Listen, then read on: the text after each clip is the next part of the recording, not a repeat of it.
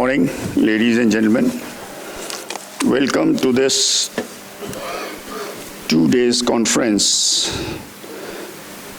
Mr. Anil Rajdan, Chairman, Energy and Environment Foundation, Shri Narendra Taneja, Chairman, Policy Institute and Oxford Energy Institute, Sushma Rawat ji, Director Exploration, ONGC, Mr. A.G. Ohira from Kawasaki, Japan, Dr. Balyan, and senior colleagues, friends, participants from academic sector, professionals, and former,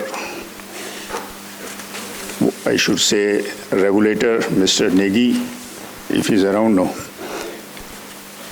This 2-day conference is unique in the sense it combines Petrocoal, petroleum technology, and hydrogen all in one. And if one sees characteristically, all the three have a common thing, measured by calorific value, and the common denominator is pollution of a different degree, generating greenhouse gases. This conference during the 2 days, that is 15th and 16th April at Town Hall, where you are today. This Congress during its 2-day deliberations will have 10 sessions and 35 to 40 speakers, experts in their respective fields, and they will speak on digital transformation in all the three sectors, that is coal, oil and gas, and hydrogen, and the integration of the three sectors and a march towards net zero target. The transition till 4 years back, the transition fuel was supposed to be gas, that it will be the transition fuel from coal to net zero, that is renewable and nuclear, will provide the baseload power. The energy transition, which the responsibility which is shouldered by the gas, lost its place after Ukraine war, when there is both the volatility of price and its availability. The disturbance of gas has put the apple cart disturbing, and now the transition fuel is coal and will continue till either the gas prices come down or there is a stability of availability, reliability, and affordability of gas. Till such time, coal will continue, and in digitization, coal is playing a role. Coal is considered to be black gold. Earlier it was oil. Now coal is also considered as a black gold. It is treated as a red tag fuel, but it is important towards net zero. Reason being, in order to move to net zero, we need renewables or nuclear. For renewables, we need backup support that comes only from coal, that is a baseload power, because it is a coal-based power which gives the support to renewable when their intermittency is caused to make them unsuitable for continuous industries. The availability of coal is abundant. India is the largest producer of coal and the second largest consumer.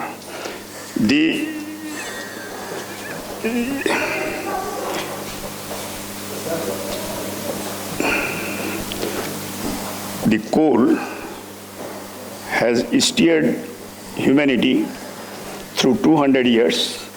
The first industrial revolution, the second industrial revolution, and now the third industrial revolution, that is electronics, through chip going to global capacity centers, global data centers, leading to artificial intelligence and Internet of Things. That is where we are landing, and this all today is based mostly on coal-based power. Some people argue that, look, 10 countries in the world, they have reduced their coal-based power almost to 4-5% or to zero. Now, these 10 countries are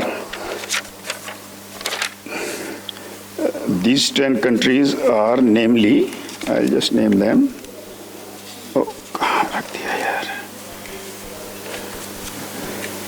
Anyway, they start with the UK is the highest, then countries in Europe, Spain, Portugal, and then you have Germany, then you have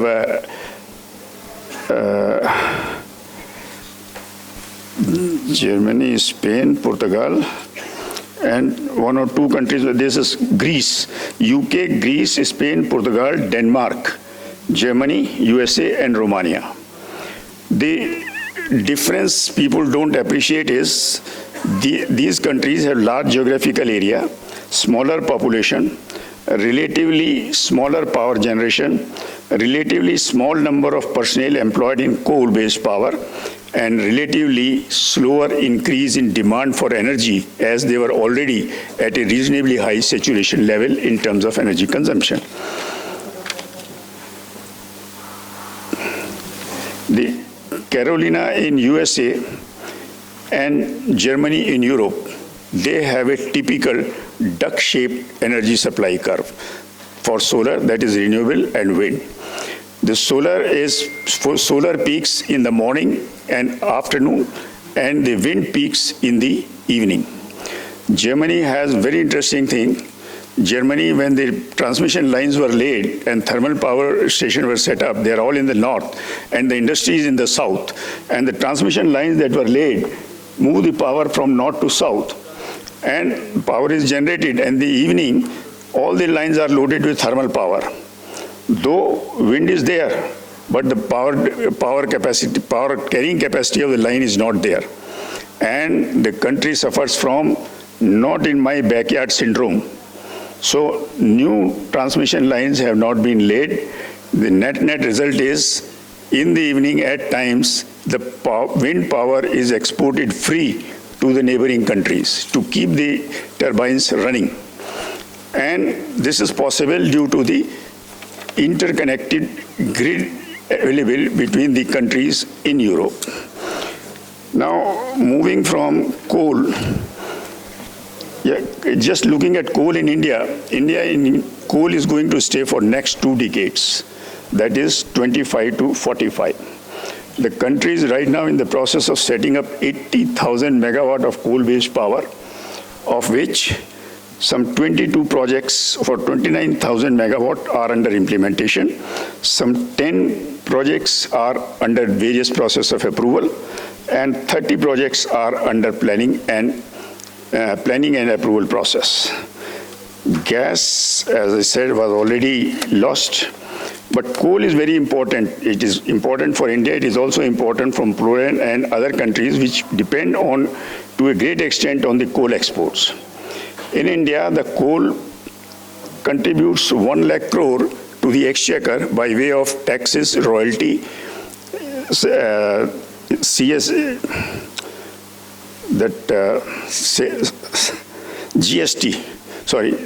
GST, and the district coal mine trust fund. These all account for almost 1 lakh crores. The coal subsidy, the coal cess alone, this year the coal production was 1 billion tons, and at the rate of 400 rupees per ton, it comes to 40,000 crore rupees. With this, the coal is also the largest employer. Coal employs nearly 3 lakh people directly, and 2 lakh people indirectly. And on the top of it, 2 lakh people, 200,000 people are employed in the coal-based thermal generation. Thus, coal directly and indirectly employs almost 700,000 people in India. Then, one of the most important functions, I said in the beginning, coal accommodates the RE, that is renewable energy, because battery can sustain you for 2 hours, 3 hours, 4 hours. That 2 megawatt size batteries are yet to come at an affordable and reliable supply and the reasonable cost. But the coal-based power will sustain renewable beyond the battery for hours, for days, for months, and for years to come. And then we go to almost the oil sector. In oil sector, the oil and gas, ONGC is the prime mover in India. Direct exploration is here. And I think we have a target of exploring 1 lakh square kilometers, 5 lakhs. So the importance of exploration, and in exploration, whatever little knowledge I had in my interaction with ONGC 3 decades back, the main technologies for exploration, earlier it was short hole drilling and thrombosis. You can digitalize the readings and the measurements, but you cannot do the job by doing digitization. That has to be done physically and manually. So the digitization in the oil exploration, exploratory drilling, development drilling, production, refining, marketing, and retail is highly digitized, and all measurements are taken digitally. It facilitates faster movement because the movement from one stage to another is automatic and does not take time and wait to take the reading and react. But when it comes to drilling, whether it is exploratory or production, for lowering the casing, for changing the bit, you need human intervention because you can't do it digitally. Therefore, the digitization in oil and gas sector has its own limitation. Now, coming to hydrogen and coal gasification, government has launched 2 or 3 main missions. One is the clean coal, where we use the coal washing, and the CCSU, carbon capture, storage and use projects, and the coal gasification project at incentive of almost 8,000 crores to facilitate 100 million tons of coal gasification. Similarly, there is a mission for green hydrogen, where by 2030, the mission is to produce 5 million tons of green hydrogen. Hydrogen could be blue or it could be gray, but which comes directly from the fossil fuel. And to recover hydrogen from those fossil fuel, you need the power, which is also again fossil fuel based, coal based. So the technology for coal gasification depends on, it could be, there are 3 bed-based technologies which depend on, the choice depends on the quality of coal, the ash content of the coal, the product, the input, the output, what is required, because output contains different particles and different methane content and different calorific value for all the three technologies. Therefore, the technology used for gasification is dependent on what purpose the gas is needed and what is the input and feed, what is the scale of operation, what is the technology used, and what is the investment involved. Thank you.